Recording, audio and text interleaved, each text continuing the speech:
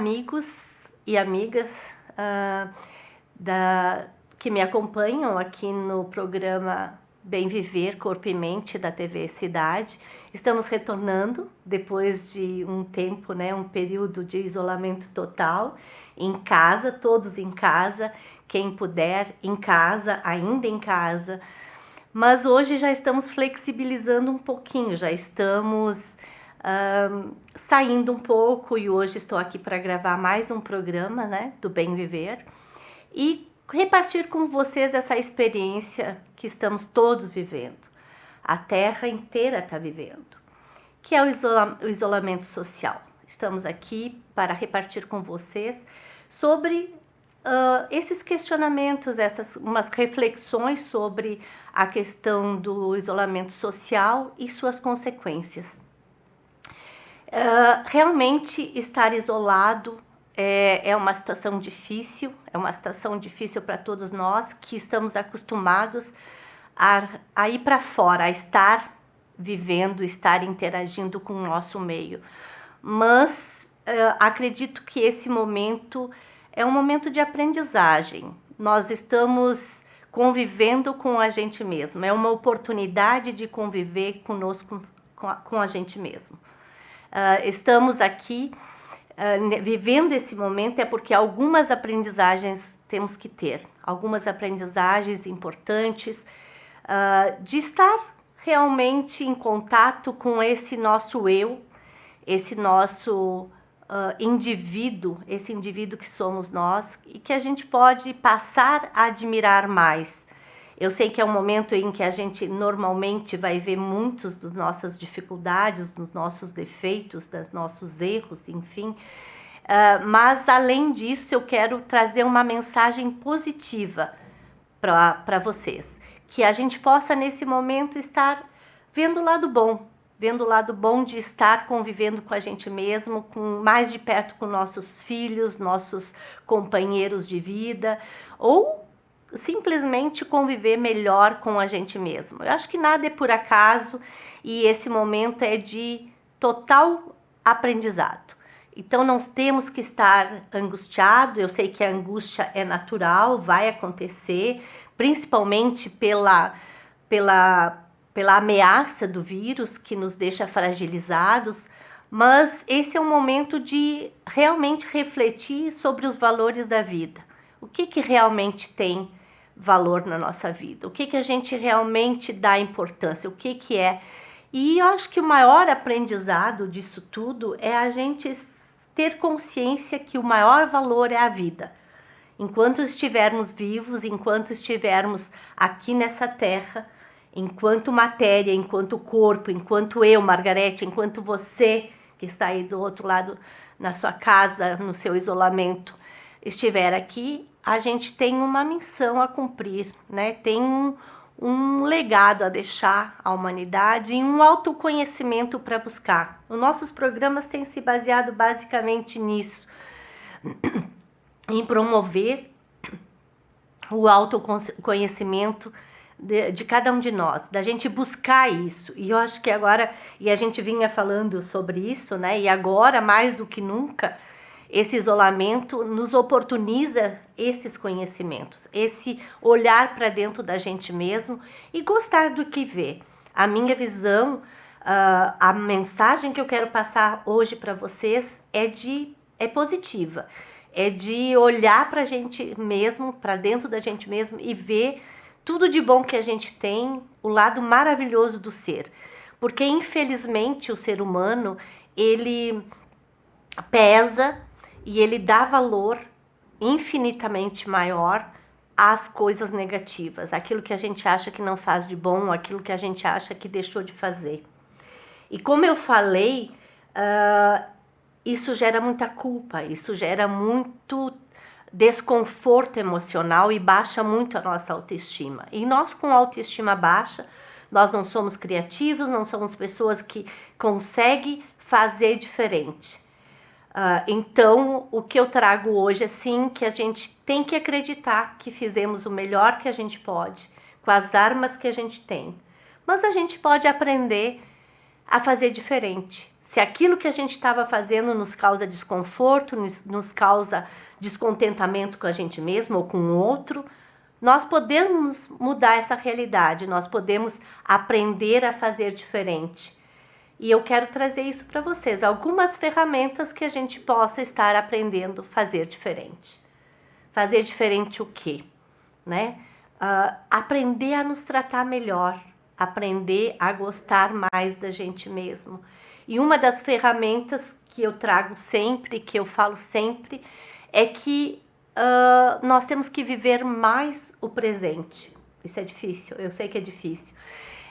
Deixar o passado, organizar o passado e viver menos o futuro. E esse momento está nos trazendo muito isso, né? De viver o presente. Nós vivemos um dia de cada vez hoje, mas a vida já é assim. A gente já vinha vivendo um dia de cada vez. A gente é que não se dava conta, a gente não consegue viver esse dia porque a gente está pensando no amanhã, em metas, em projetos, ou no passado, no que deixou de fazer, o que fez de errado, ou que alguém que nos magoou, que fez de errado para nós mesmos, né?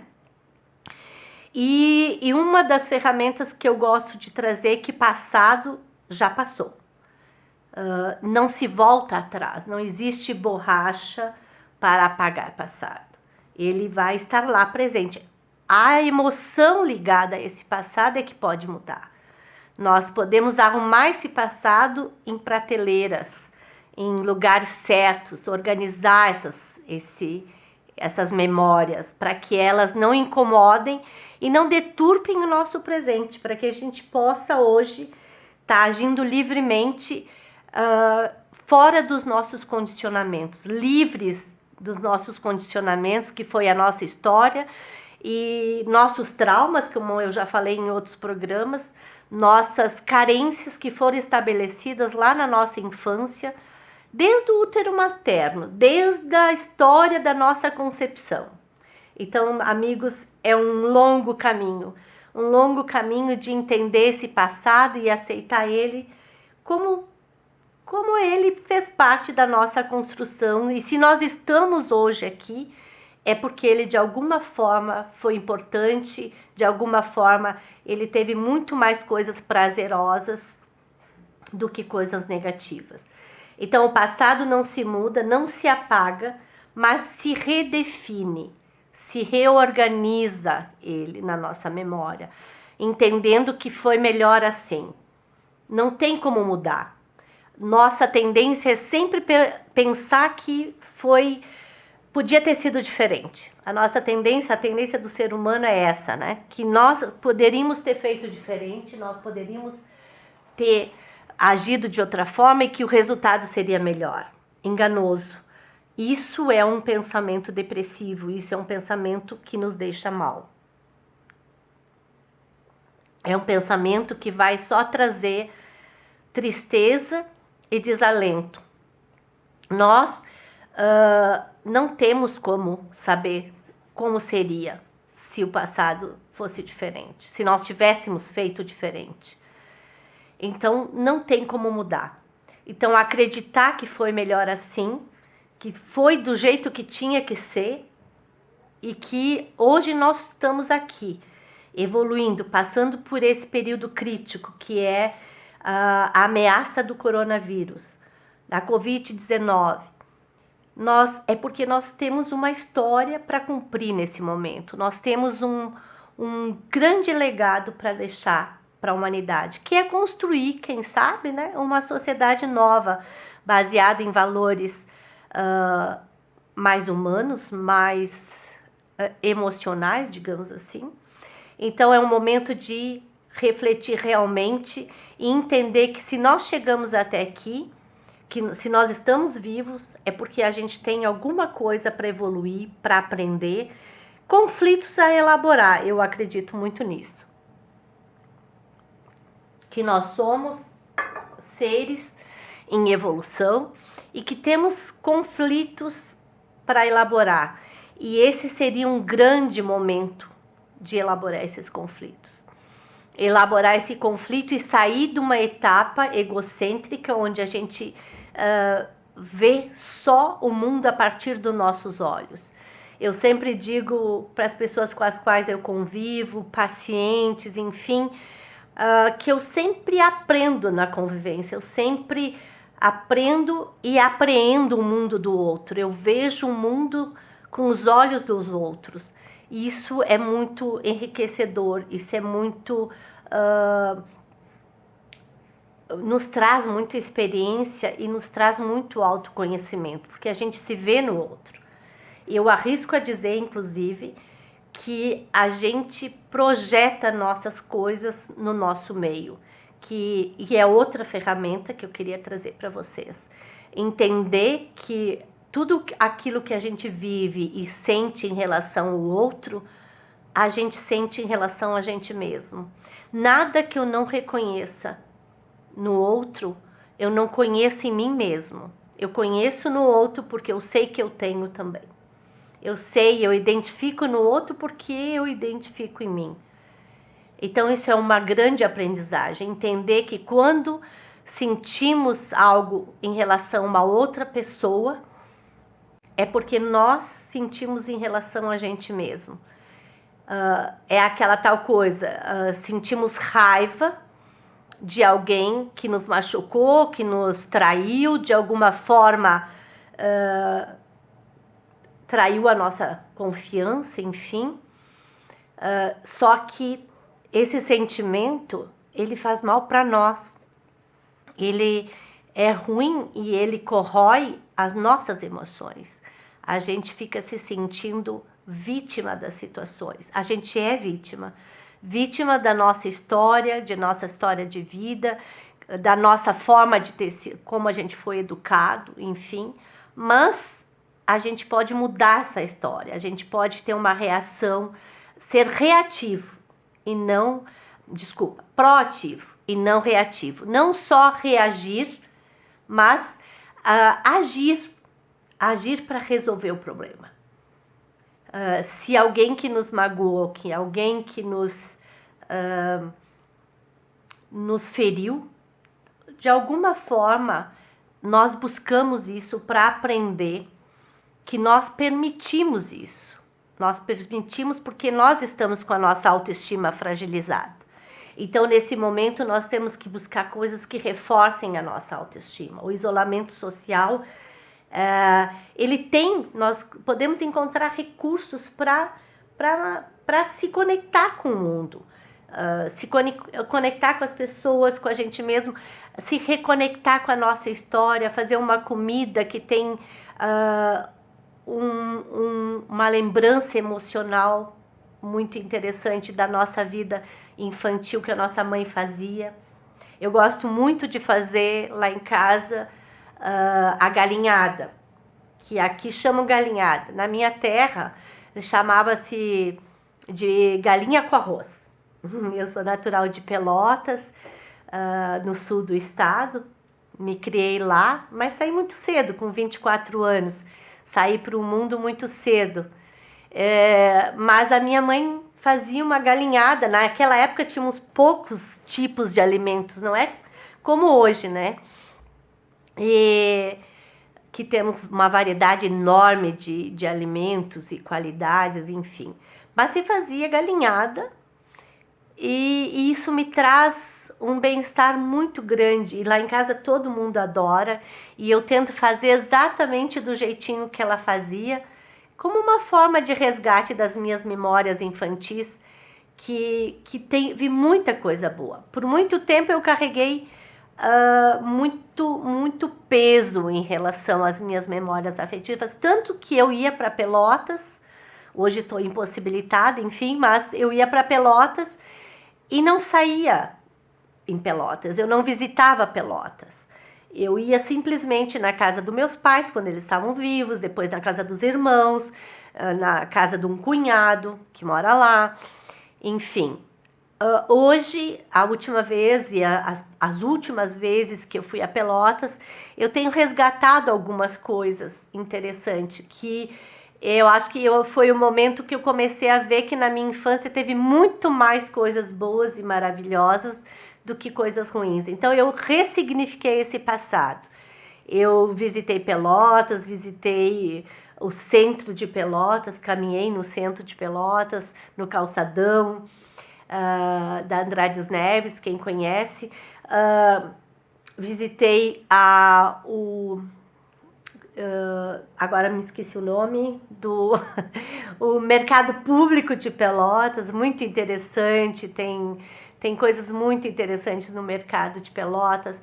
Então, assim, eu acho que houve um resgate dessa história, muito interessante na minha vida, de poder aceitar Pelotas. Uma também que eu não tinha muito mais interesse de ir a Pelotas por conta das memórias ruins também em relação à morte do meu pai e da minha mãe, que eles morreram 10 meses um do outro, foi muito próximo, assim, minha mãe faleceu, meu pai 10 meses e meio depois faleceu também. Aliás, esse mês, agora dia 29, amanhã, ele estaria fazendo 100 anos. Vamos comemorar o centenário do aniversário do meu pai. Se Deus quiser, junto com ele, em energia, estaremos juntos. Porque eu atribuo muito a ele esse meu perfil, né? Ele ter me aceitado, ele ter me buscado, né? Sempre me apoiado. E a minha mãe também, de alguma forma, ela sempre foi um modelo de mulher batalhadora e guerreira que eu busco ser. Eu estou a caminho, estou sempre a caminho, estou sempre evoluindo. Então, elaborar o passado é uma ferramenta muito importante. Reorganizar, ressignificar esse passado é uma ferramenta muito importante no nosso desenvolvimento emocional e no nosso fluir para a vida. Hoje tem a terapia, as constelações familiares que tem trabalhado muito isso também, de se entender esse passado, entender que nossos pais trouxeram essa herança. Quando a gente começa a entender que a história da humanidade ela foi marcada por esses descompassos e que estaríamos hoje num momento de evolução drástico, que seria reorganizar esse passado e ressignificar esse passado e tentar fazer diferente daqui para frente com nossas crianças. E hoje eu estava lembrando, até fui atrás do livro, o nome do livro é Walden Tu, é de um autor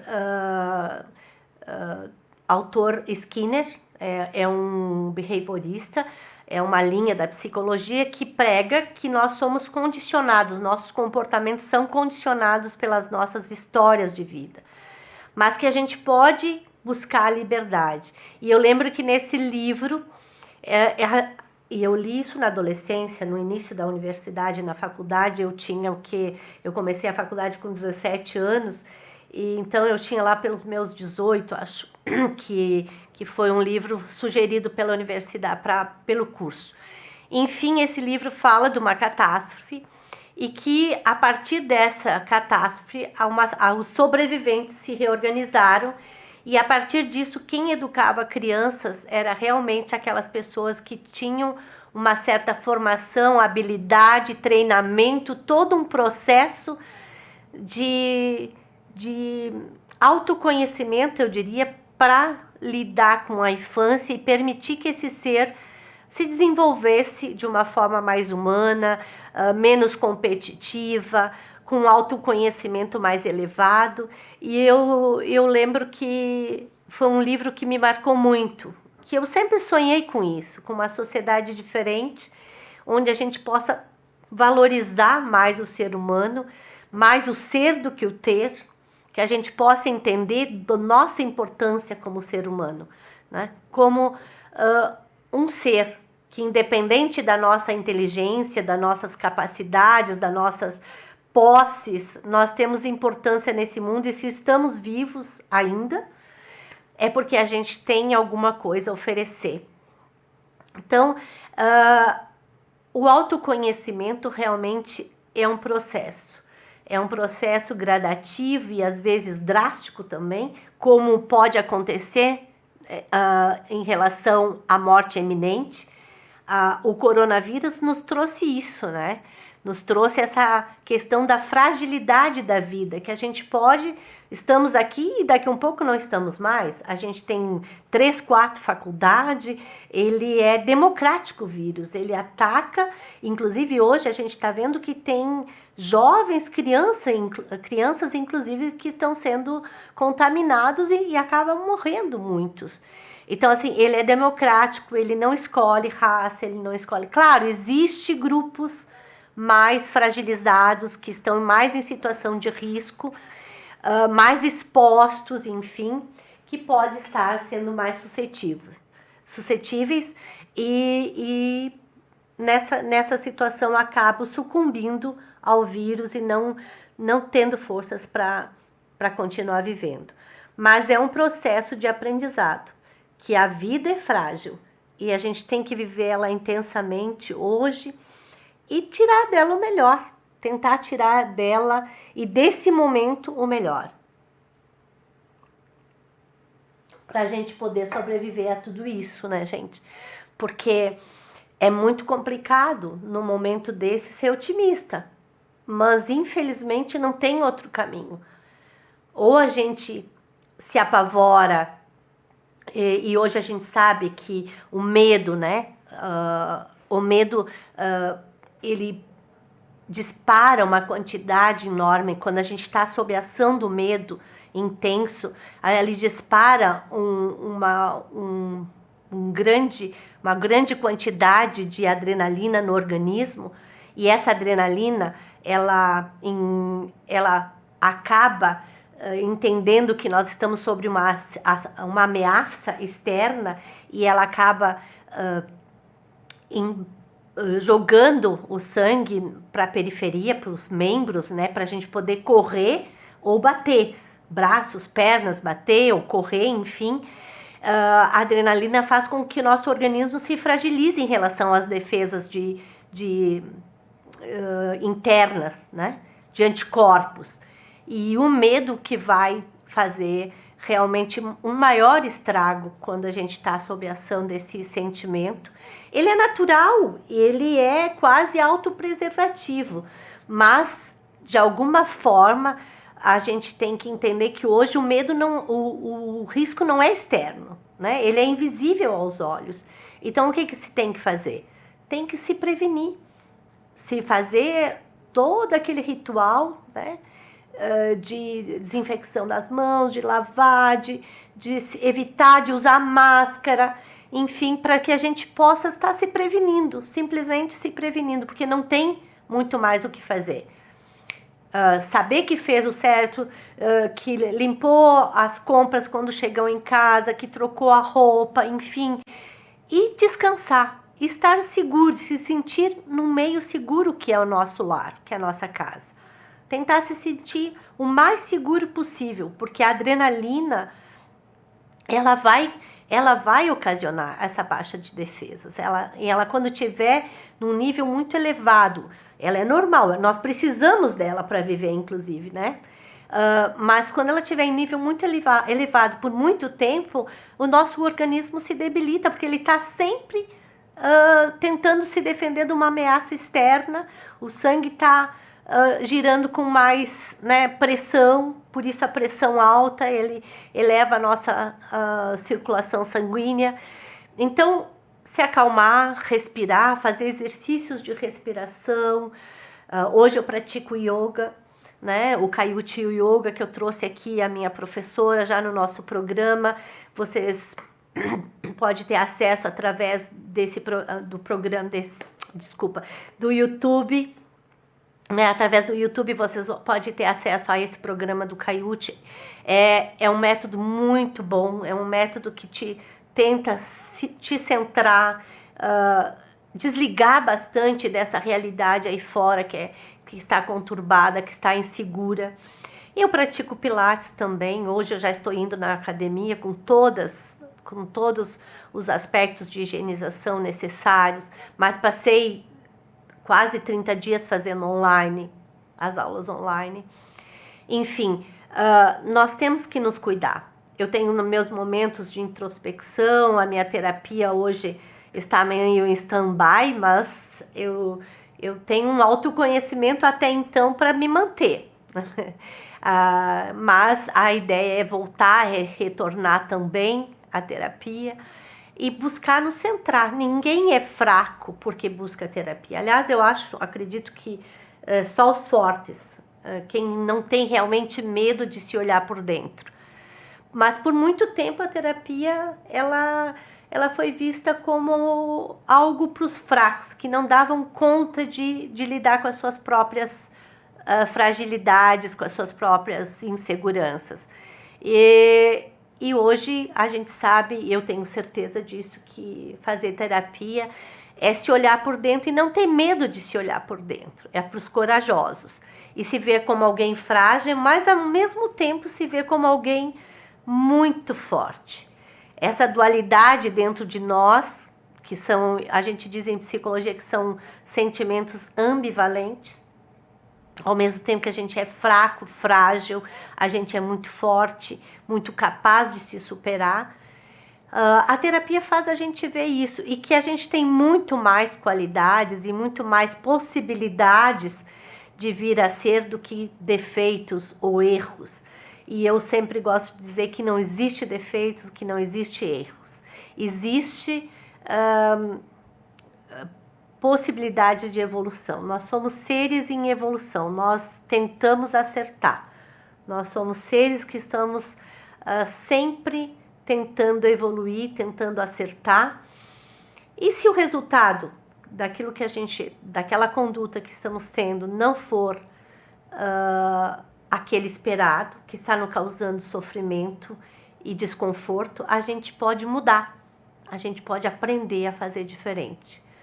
Eu quero deixar aqui para vocês meus desejos de um confinamento, de um isolamento social muito proveitoso, que cada um de vocês possam tirar o melhor disso, que possam sair melhor de tudo isso e que a gente possa construir uma sociedade mais justa, mais fraterna, onde as pessoas se aceitem mais, que a gente não seja tão exigente com o ser humano, que a gente possa evoluir realmente, entender melhor, se entender melhor, entender melhor o outro e conviver melhor.